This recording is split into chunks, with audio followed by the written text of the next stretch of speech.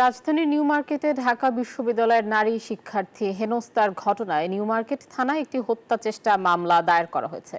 ৫ জনের নাম উল্লেখ করে এবং আরও ৫০ থেকে ৬০ জন অজ্ঞাতনামা ব্যক্তির বিরুদ্ধে মামলা দায়ের করেছেন শিক্ষার্থীরা। এরই মধ্যে ৩ জনকে গ্রেপ্তার করা হয়েছে।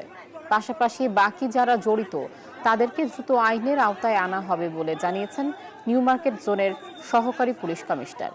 সোমবার রাতে চাঁদনী চক মার্কেটের একটি কাপড়ের দোকানে পণ্যের দামে বনিবনা না হওয়ায় হেনস্থার শিকার হন ঢাকা বিশ্ববিদ্যালয়ের এক নারী শিক্ষার্থী।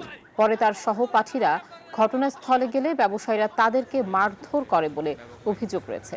এ সময় ঢাকা বিশ্ববিদ্যালয়ের 2 শিক্ষার্থী সহ 10 থেকে 12 জন আহত হন। পরে শিক্ষার্থীরা নিউ মার্কেট থানায় মামলা দায়ের করে।